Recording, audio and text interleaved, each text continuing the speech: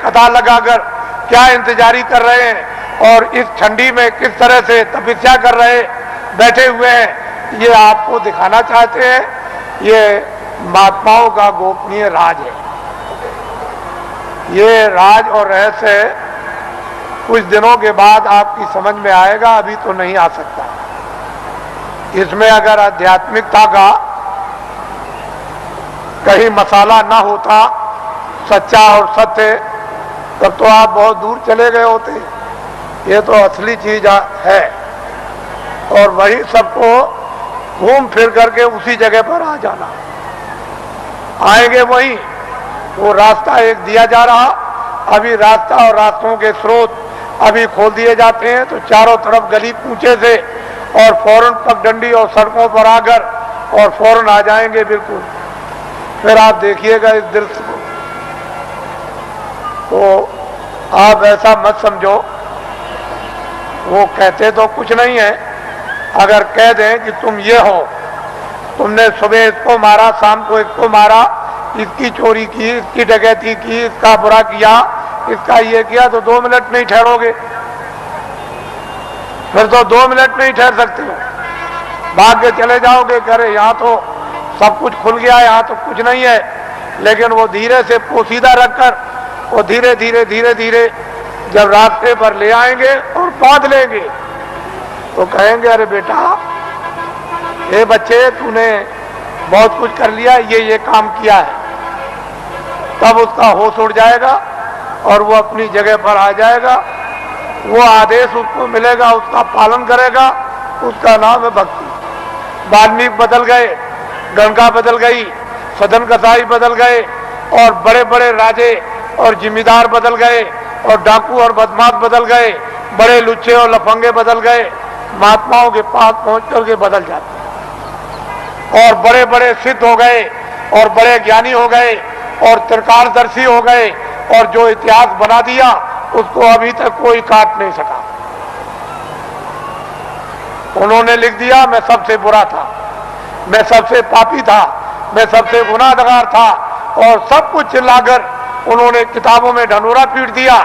लेकिन यह है कि जिस महापुरुष के चरणों में गए उन्होंने उस सबको क्षमा कर दिया।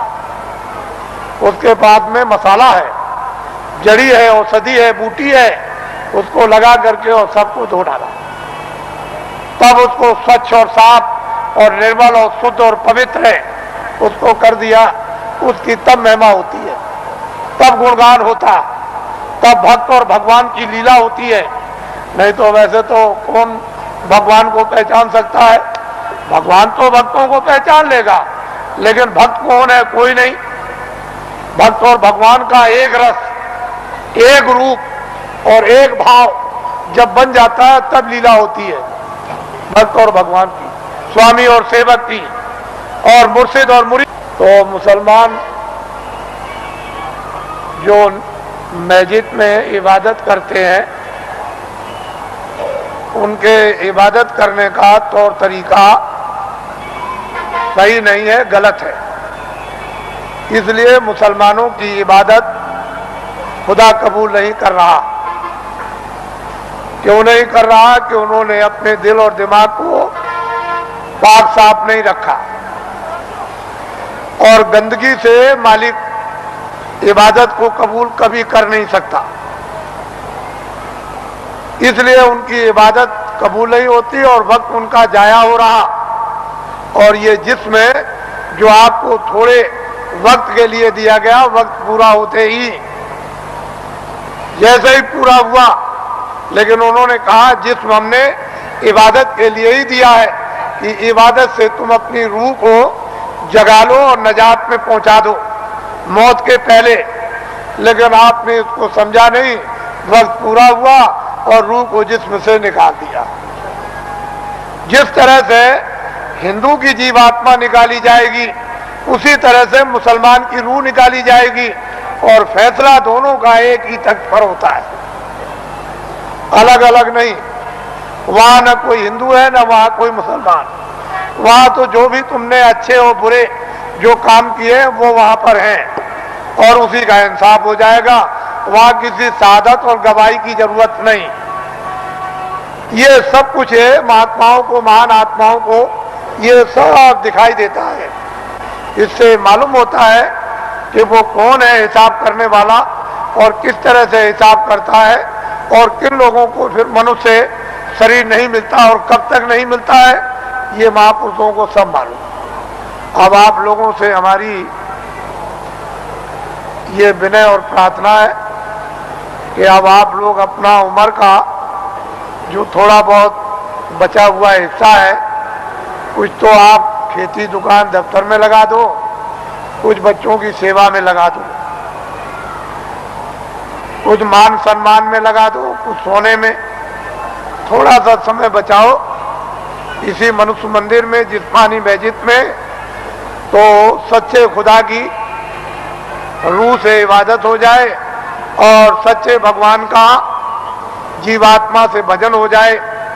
तो ये जीवात्मा उस नूर को, यानी वो रूह नूर को वो पाले, यानी जीवात्मा उस प्रकाश को प्राप्त कर ले जो इसकी जान है, जिसके बगैर ये बेखबर और अकेली इस बियाबान अंधकार जंगल में ये मारी मारी फिरती है, उसका कोई सहारा देखभाल करने वाला नहीं।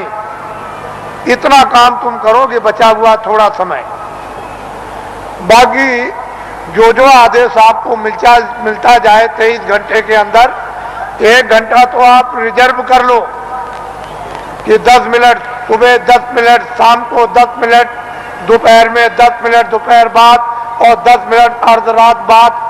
इस तरह से 1 घंटा तो रिजर्व कर लो, बचा करके रख लो। और 23 घंटे के लिए जितना जितना आदेश मिले, दफ्तर के लिए, दुकान के लिए और खेतों के लिए और बच्चों की सेवा के लिए, आए गए मेहमान के लिए और सोने के लिए और स्नान करने के लिए, अस्पताल में जाने के लिए, जितना आपको आदेश मिल जाए वो तो आप इसकी हिफाजत कर लो। इसमें बैठी जीवात्मा, उसकी भी हिफाजत कर लो।